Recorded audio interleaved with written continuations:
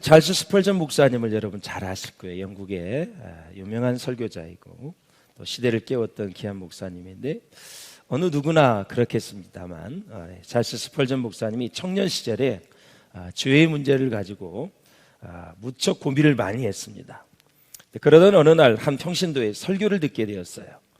설교를 담당한 목사가 너무 눈이 많이 와가지고 오지 못하는 바람에 갑자기 평신도가 대신 강단에 서서 하나님의 말씀을 선포하게 되어졌어요. 그는 깡마른 체구에 아주 어수룩해 보였고 발음도 정확하지 않았습니다. 좀처럼 고개를 들지 않고 설교 원고를 하나씩 읽어 내려갔어요. 그러면서 이제 설교를 할 때 아주 포인트를 일으켜 줍니다. 나를 바라보라. 나를 바라보라. 내가 핏방울을 엄청나게 흘리고 있노라. 그러면서 또 외칩니다. 나를 바라보라. 내가 십자가에 매달려 있노라. 또 나를 바라보라. 오 불쌍한 죄인이여, 오 불쌍한 죄인이여, 나를 바라보라. 이 스펄전은 설교자의 외모 때문이었던지 처음에 스펄전은 이 설교에 집중을 하지 못했어요. 그런데 여러분, 말씀 속으로 계속 스펄전은 빨려 들어갔습니다. 말씀이 마치 불같이 그의 영혼을 뜨겁게 태웠습니다. 그날의 체험에 대해서 스펄전은 이렇게 고백을 했습니다. 그때 그곳에서 구름이 걷혔습니다. 어둠은 물러가고 나는 태양을 보았습니다. 나의 영혼을 올가매던 그 쇠사슬이 끊기는 것을 보았습니다. 그 예배당에 들어갔던 시간에 나에게는 분명한 하나의 변화가 있었습니다. 단지 십자가에서 피 흘려 죽으신 예수님을 바라보는 것만으로 나에게 변화가 일어났습니다. 그 이후로 스펄전은 아주 정말 신앙생활을 잘했다고 그래요. 그리고 목회의 길을 가서 주님의 부르심을 받고 사명을 감당하는 사람이 되었다고 합니다. 사람은 하나님이 부르실 때가 있습니다. 은혜를 주실 때가 있어요. 그 때를 잘 잡을 수 있기를 바라고, 세월을 아끼라 때가 악하니라 그랬어요. 그 세월은 기회를 얘기하는 거예요. 하나님 오늘 은혜를 주실 줄로 믿습니다. 변화되고 싶습니다. 새로워지고 싶습니다. 주님 앞에 헌신된 삶을 살고 싶습니다. 주님 앞에 내 몸을, 내 마음을, 내 모든 정성을 드리며 살고 싶습니다. 그런 옥토의 마음을 준비하면 오늘도 선포되어지는 말씀에 큰 은혜가 될 줄로 믿습니다. 사랑하는 성도 여러분, 이렇게 십자가에는 사람을 변화시키는 능력이 있습니다. 그래서 십자가는 하나님의 능력이 된다고 오늘 본문에 말씀하고 있어요. 특별히 본문에 보면은 한 가지 주제가 계속 반복하여 제시됩니다.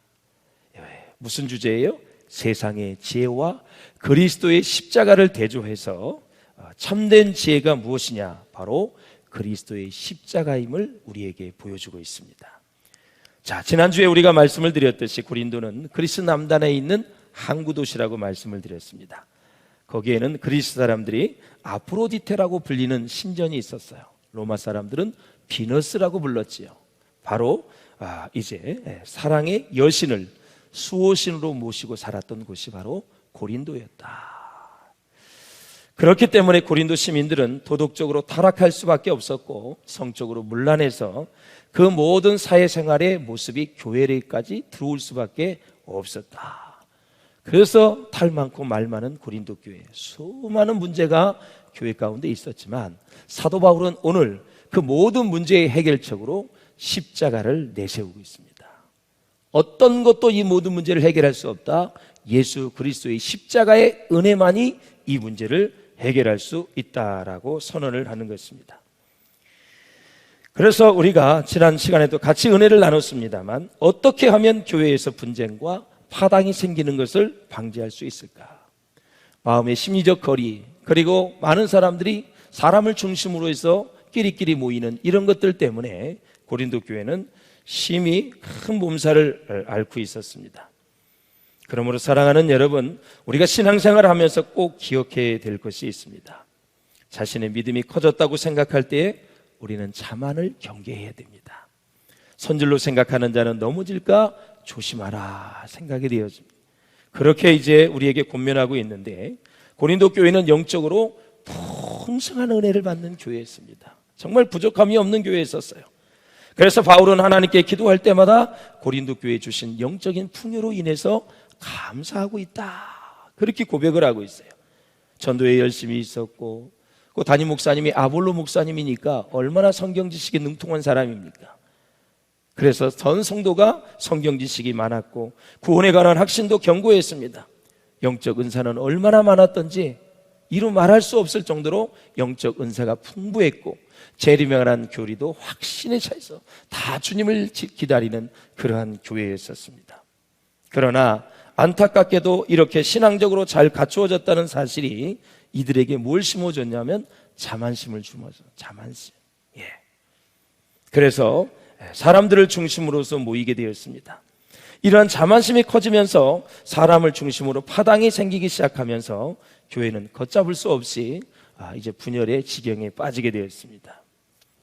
교회 안에서도 어떤 사람이 사역을 열심히 해서 남에게 인정을 받고 영향력을 갖게 되면 나도 모르게 비판적인 마음을 갖게 됩니다. 나중에는 마귀에게 문을 열어주는 상황이 되기도 하고 정말 씻을 수 없는 결과를 가져오게 되고 두고두고 후회하는 그러한 일들이 생길 수밖에 없지요.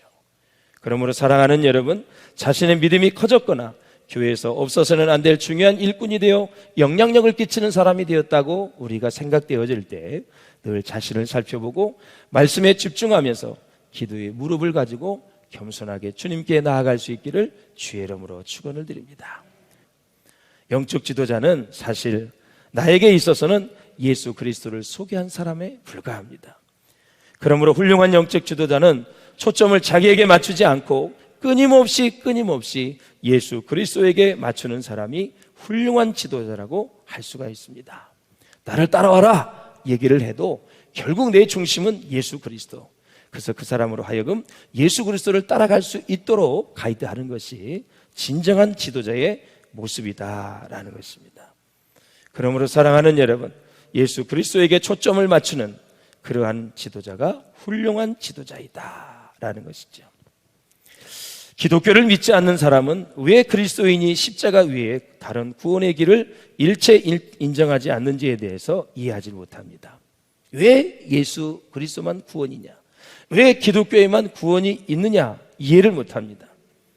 사실 우리가 사는 세상에는 기독교 위에 많은 종교들이 있고 그 종교의 지도자들 중에 훌륭한 분들이 얼마나 많이 있는지 인격적으로 또 여러 가지 면에서 정말 괜찮은 분들이 많이 있습니다. 그런데 왜 기독교는 오직 예수 그리스도와 십자가 위에는 일체 구원을 인정하지 않느냐 하는 것입니다. 불교에도 구원이 있고 이슬람에도 구원이 있고 다른 종교에도 구원이 있다고 인정을 해라라는 것이죠. 그런데 우리는 인정할 수가 없다라는 것이죠. 이것은 우리가 그렇게 하고 싶어서 그런 것이 절대 아니라는 것을 여러분들 아셔야 돼요. 이것은 하나님이 그렇게 정해 놓으신 것입니다. 하나님은 십자가 없이는 그 누구라도 하나님의 진리를 갖지 못하게 하셨고 예수를 믿지 않고서는 절대로 하나님의 구원을 받을 수 없도록 해 놓으셨다라는 것입니다. 아무리 많이 배운 지식인이라 할지라도 십자가를 무시하는 사람은 절대로 구원을 받을 수 없도록 하나님이 그렇게 해 놓으신 것입니다. 우리 한번 18절을 같이 읽어보겠습니다. 시작. 십자가의 도가 멸망하는 자들에게는 미련한 것이요 구원을 받는 우리에게는 하나님의 능력이라. 아멘. 여기서 멸망하는 자들은 누구를 말하는 거예요? 하나님을 믿지 않는 불신자들을 말하는 것입니다. 바울은 불신자들을 멸망하는 자들이라고 묘사하고 있습니다. 이 단어에 사용된 시제에 우리가 꼭 주의해 볼 필요가 있는데요, 멸망하는 이 단어 표현은 현재형으로 되어 있어요. 현재형. 엄밀하게 말한다면 지금 멸망에 가고 있는 자들이다. 누가? 불신자들이. 이 말은 불신자의 현재의 상태를 묘사한 말입니다. 그래서 불신자들은 현재의 멸망으로 향하여 나아가는 삶을 살고 있는 그러한 사람들이다. 아직 끝은 오지 않았지만 멸망으로 가고 있는 사람들이다. 그러면 불신자들이 보여주는 어떤 삶의 모습이 멸망으로 몰아넣고 있을까? 불신자들의 삶의 특징이 있습니다. 그 특징은 타인을 희생시키면서 자기 이익을 추구하는 자기 중심성의 사람들의 모습이다라는 것입니다. 이 삶의 원리가 불신자의 현재의 삶을 멸망으로 빠뜨릴 수밖에 없다. 자기 이익만을 추구하는 사람들에게는 진정한 기쁨이 없습니다. 참 자유도 없습니다. 하나님이 그렇게 만드셨습니다.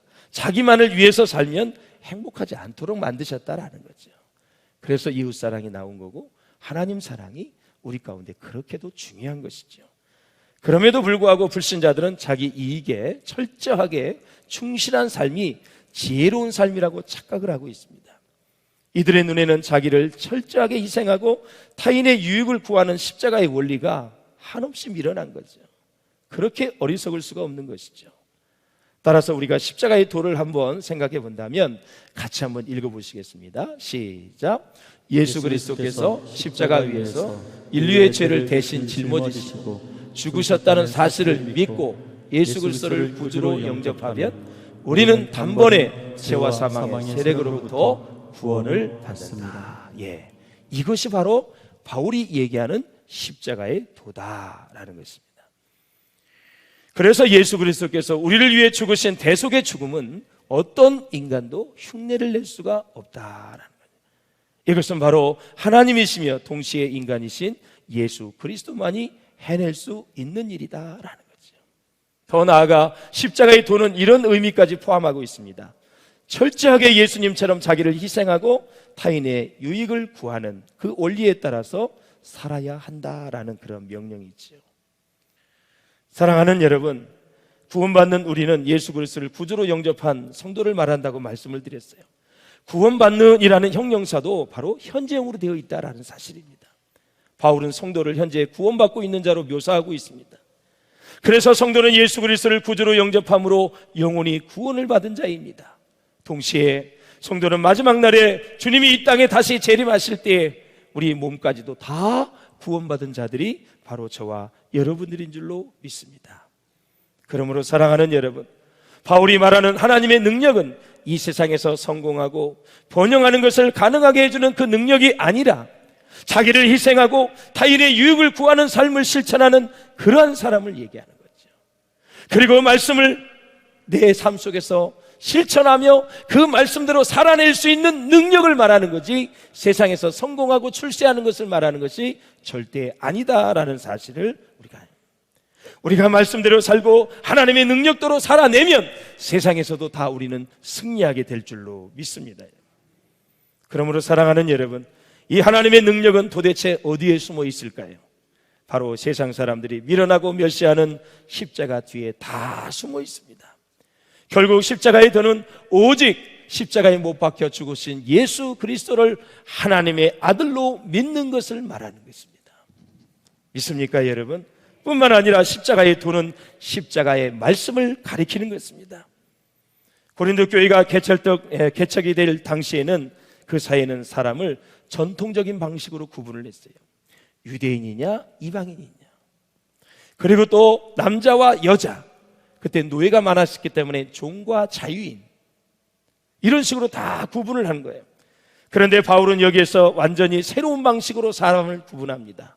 딱 두 가지입니다. 멸망받는 자, 구원받은 자, 이것을 다 두 구조로 구분을 하는 거예요. 그래서 이 세상에는 멸망하는 자와 구원받는 자가 있다라는 거죠. 멸망하는 자들에게는 십자가의 말씀이 미련하게 보이지만 구원을 받는 우리 모두에게는 십자가의 도가 하나님의 능력으로 보인다라는 것입니다. 사랑하는 여러분, 그래서 십자가를 안다면 사람의 지혜를 자랑하지 않을 것입니다. 십자가를 안다면 그 사람의 총명을 자랑하지 않을 것입니다. 왜냐하면 십자가는 모든 사람의 지혜와 총명을 폐했기 때문에 그랬습니다. 우리 19절을 한번 같이 보겠습니다. 시작. 기록된 바 내가 지혜 있는 자들의 지혜를 멸하고 총명한 자들의 총명을 폐하리라 하였으니. 아멘. 이 말씀은 이사야 29장 14절을 인용한 거예요. 그러므로 내가 이 백성 중에 기이한 일, 곧 기이하고 가장 기이한 일을 다시 행하리니 그들 중에서 지혜자의 지혜가 없어지고 명철자의 총명이 가려지리라. 아멘. 사랑하는 여러분, 여기에서 지혜 있는 자들은 누구를 말해요? 바로 유다 왕국의 왕들 옆에서 참모 역할을 하던 책사를 가리키는 것입니다. 쉽게 얘기하면 삼국지에 나오는 제갈공명과 같은 그런 역할을 하는 사람들입니다.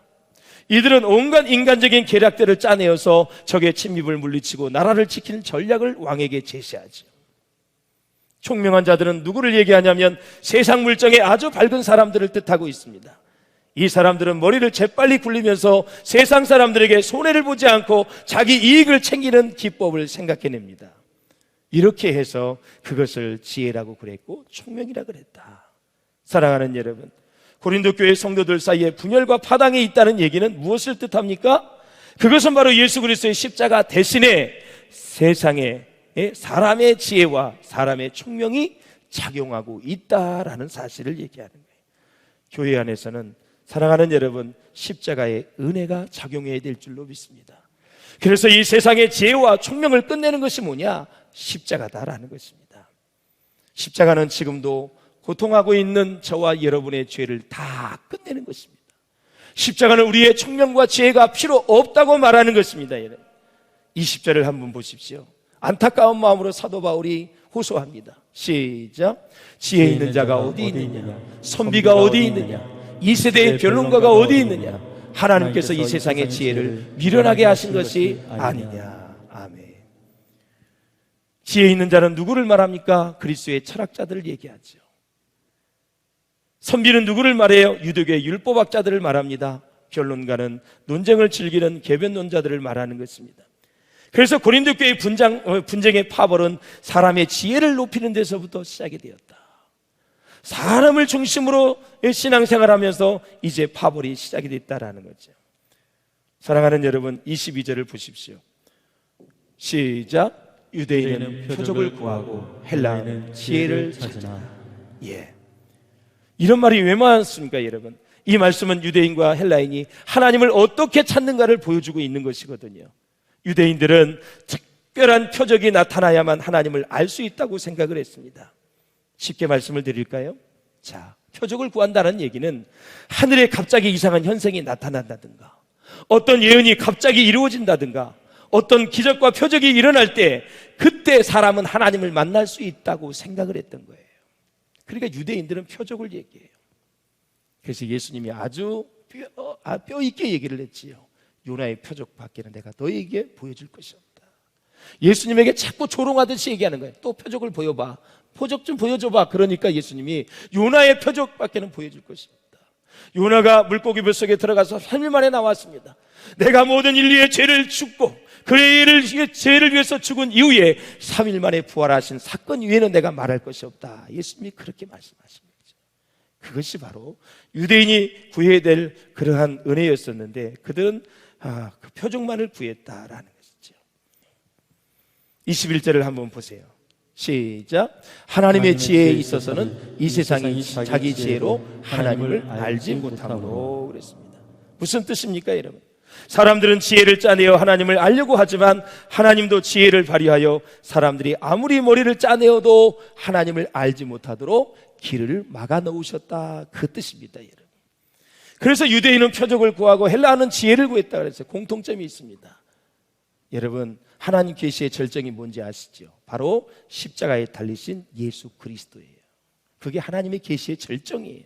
그런데 그것을 유대인은 표적을 구하면서 거부했고 헬라인은 지혜를 구하면서 거부했다라는 것이죠. 그래서 전도에 미련한 것으로 하나님은 우리를 구원했다라는 거예요. 전도가 미련한 것이 아니라 세상 사람들이 예수 그리스도의 십자가의 죽음, 그것을 보고 그것을 미련하다고 생각하지만 하나님은 그 십자가를 통해서 사람을 구원한다라는 뜻입니다. 그래서 우리가 복음을 전할 때 현란하게 무슨 언어를 사용해 가지고 전도를 하려고 하는 거, 그건 좀 피해다라는 거예요. 지혜로운 말을 해서 사도 바울이 아덴에서 복음을 전할 때 그가 철학적으로 복음을 전했어요. 지적인 설교를 했어요. 그랬더니 거기서 열매가 거의 없었습니다. 고린도에 와서 이제 열매가 많았다고 말씀을 드렸어요. 앞으로는 그런 지적인 설교보다는 무식한 설교, 순수하게 복음을 전해야 되겠다, 그런 생각을 하고 고린도에 왔는데 얼마나 열매가 많았는지 이루 말할 수가 없습니다. 여러분, 착각하지 마시기를 바랍니다. 순수하게 복음을 전하면 내 죄 위해서 예수가 죽었고 3일 만에 부활하셨고 그리고 다시 오실 주님 그대로 전하면 성령님이 그대로 역사하셔서 그 사람의 마음을 열어주셔서 구원 얻게 하신다라는 거죠. 막 현란하게 미사오구를 사용해서 막 복음을 전하려고 하지 마세요. 단순하게 전하면 성령 하나님께서 알아서 역사해 주신다라는 것이죠. 사랑하는 여러분, 그렇습니다. 이 세상의 지혜로는 하나님의 자기 계시의 절정인 십자가를 이해할 수 없다라는 것입니다. 십자가의 도를 다시 한번 설명해 드린다면, 예수님이 우리 죄를 위해 십자가에 돌아가셨습니다. 부활하셨습니다. 이제 우리가 오순절 마가의 다락방에서 성령을 받고 성령 충만합니다. 그래서 마침내 예수가 누구냐 하는 것을 우리는 증거하게 되는 것이죠. 바로 이것이 초대교회 메시지였고 케르그마였다. 바로 말씀 전하는 것, 복음을 선포하는 것을 케르그마라 그럽니다. 그래서 초대교회 때 아주 단순하게 복음을 전한 이것들이 놀라운 역사가 일어났는데, 믿음에는 세 가지 형태가 있습니다. 유대인처럼 표결을 구하는 믿음, 두 번째 헬라인처럼 지혜를 구하는 믿음, 세 번째 십자가 안에서 만족하는 믿음, 세 번째가 될 수 있기를 주의 이름으로 축원합니다. 그리고 우리가 기복신앙의 증거가 뭔지 아세요? 대화를 해보면 알아요. 집사님, 시험 잘 통과해. 하나님이 물질의 축복 많이 주실 거야. 집사님, 그 어려운 거 잘 통과해. 앞으로 형통하게 잘 될 거야. 이런 말을 하시면 안 돼요. 이렇게 하시면 안 되는 거예요. 잘 되기 위해서 시험을 이기고 잘 되기 위해서 환난을, 아니란 말이죠. 그건 나중에 하나님이 덤으로 주는 축복이고, 시험이 오면 주님을 의지해서 말씀으로 이기십시오. 그리고 하나님의 말씀의 실천자가 되시고 하나님의 뜻을 이루는 삶이 되십시오. 하나님의 영광을 위해 드러내십시오. 모든 게 결론이 복힌금이야. 복 받는 거야. 이렇게 나가니까 사람들이, 아유, 사람 사랑해야 돼. 용서해야 복 받아. 용서해야 복 받아. 틀린 얘기는 아닌데 그렇게 하시면 안 된다는 거죠. 대화라도. 할렐루야. 말씀을 맺겠습니다. 사랑하는 여러분, 25절을 한번 읽어보겠습니다. 시작. 하나님의 어리석음이 사람보다 지혜롭고 하나님의 약하심이 사람보다 강하니라. 아멘. 자, 사랑하는 여러분, 십자가에 달리신 그리스도에 대해서 유대인은 약하게 생각했다고 말씀을 드렸어요. 헬라인은 아주 어리석다고 생각을 했어요. 그 유대인과 헬라인이 약하게 보는 십자가, 어리석게 보는 십자가가 오히려 우리를 구원하는 일이 되었다라는 사실이에요. 그래서 십자가의 능력을 의지하라고, 그리고 고린도 교회의 모든 문제를 해결하라고 말씀하고 있는 거예요. 자, 사랑하는 여러분, 파당이 일어난 것은 사람 중심으로 모였기 때문에 이런 일이 일어났다 그랬어요. 그러면 우리가 이제 지도자에 대한 자세를 한번 제가 말씀드리고 마치겠습니다. 자, 지도자가 바뀌었을 때 새 지도자에 대해서 두 가지 질문을 하게 됩니다. 저 지도자는 어떤 사람인가? 우리 부서에 왔는데 저 사람은 어떤 사람인가? 우리 교회 담임 목사님이 새로 왔는데 저분은 어떤 사람인가? 첫째, 이분은 하나님의 뜻대로 말씀대로 살려고 노력하는 분인가? 패스하고, 이분은 두 번째, 진짜 하나님 앞에 기도하시는 분인가? 이 두 가지만 여러분 잘 구비했다면, 두 가지가 확실하다면 하나님은 그분을 쓰시는 것입니다. 그러므로 우리가 지도자를 대할 때 성경에 어긋나지 않는 한 그 지도자에 대해서 적극적으로 지원해주고, 적극적으로 기도해주고, 적극적으로 도와서 하나님의 비전을 이루는 것이 바로 성도의 마땅한 도리다라는 것을 잊지 마시고 신앙생활에 승리할 수 있기를 주님의 이름으로 축원을 드립니다. 십자가의 도는 바로 하나님의 능력과 지혜이신 예수 그리스도를 붙잡는 것이고, 그렇게 되을 때 우리는 진정한 그리스도인의 삶을 누리는 하나님의 자녀들이 되어질 줄로 믿습니다.